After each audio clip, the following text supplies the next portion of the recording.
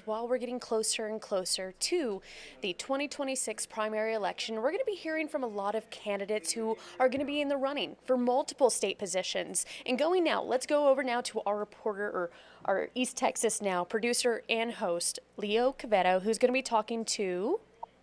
Hello, I'm going to be talking to Mark Goloby, who is running for the Republican nomination for governor. So let's go ahead and introduce him now. Hey, Mark, how you doing? Hey, good afternoon. How's everybody up there in East Texas? I think we're doing just fine today. So, you are running for governor of Texas. You are challenging incumbent Greg Abbott. We'll get a little bit into more about your feelings on him in just a bit. But to start off, why don't you just answer this simple question? Why are you running for governor? A number of reasons, but primarily when I look at our what they call surplus. I couldn't believe the governor would do that. But at any rate, there's no such thing as a government surplus. It's over collected taxes.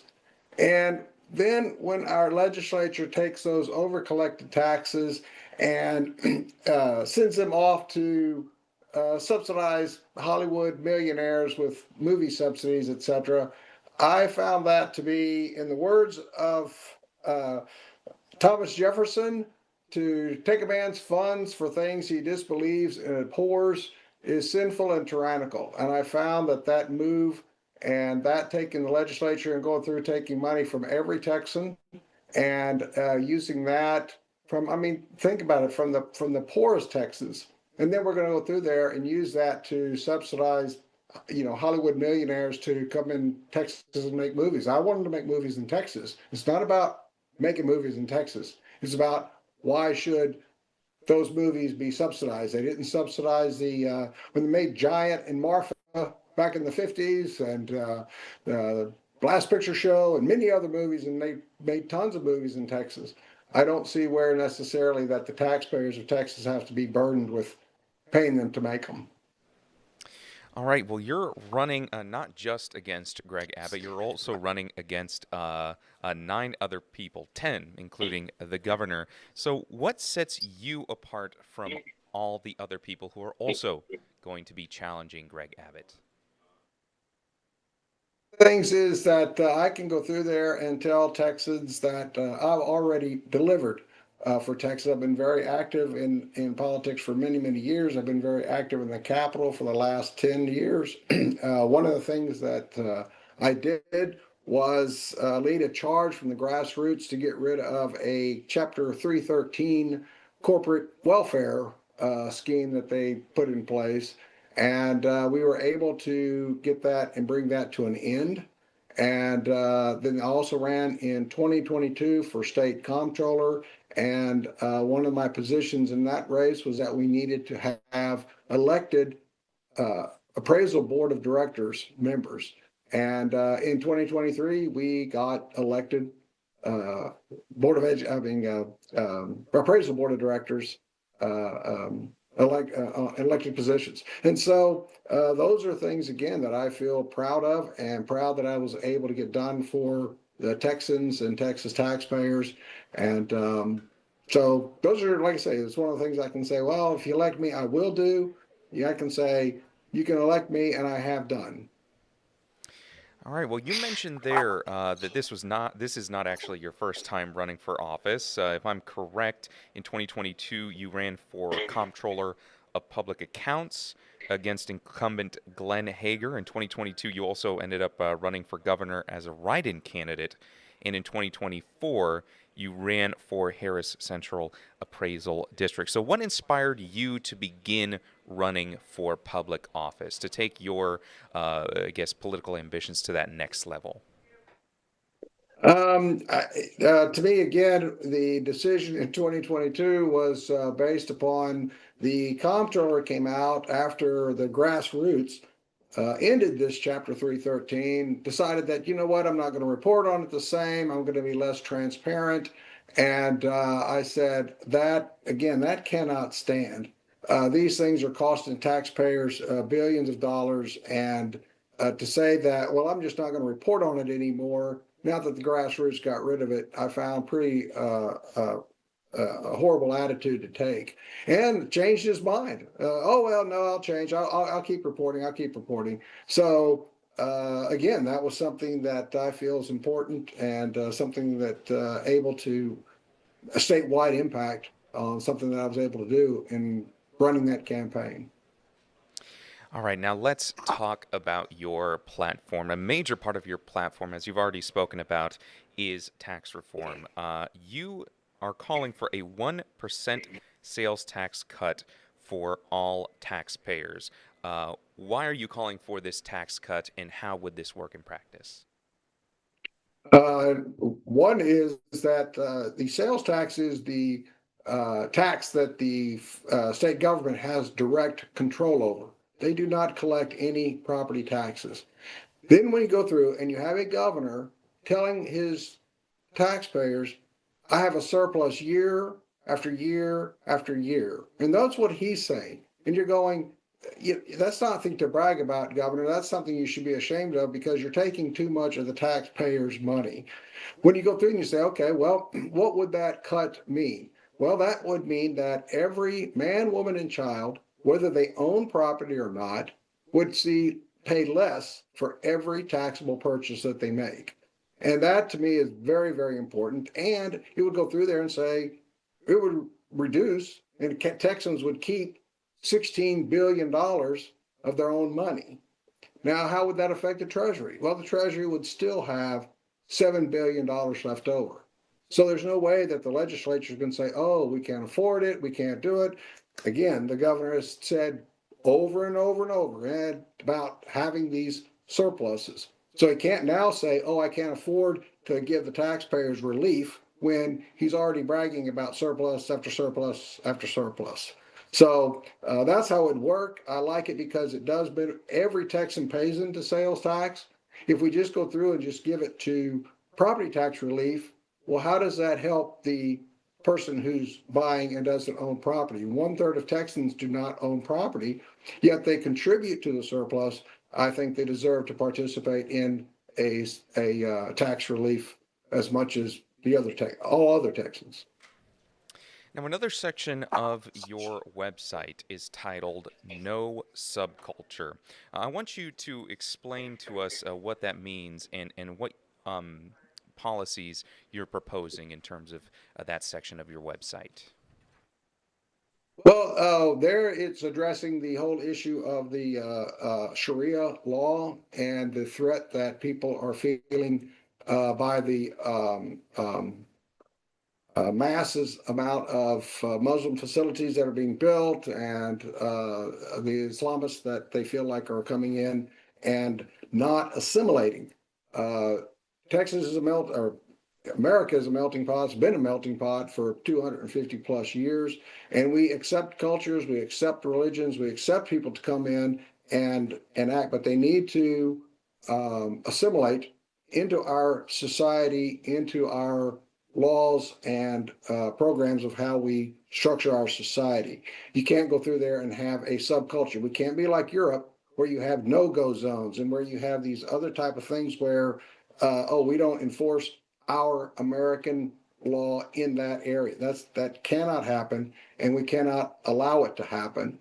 One of the steps that I look at saying is that we'll establish that English is the official language of Texas.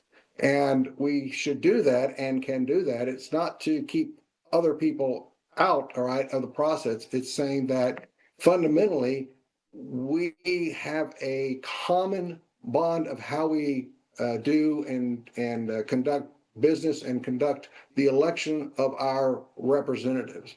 And when you start to look at, okay, well, how does that manifest itself? Well, one is that when people go through there and get married, they go down to their county clerk to get their license, all right? And then they go to their particular faith to have that union blessed, how they want to have it blessed in whatever religion they're at.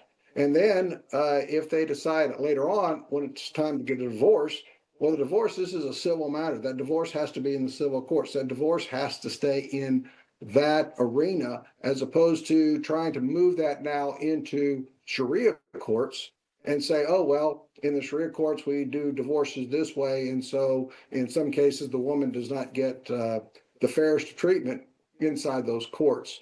And those are the kind of things that we just cannot um, allow to happen in Texas. And it's something that we need to do to preserve. I mean, we need to realize what a great country. They've already told us it's a great country because they came here.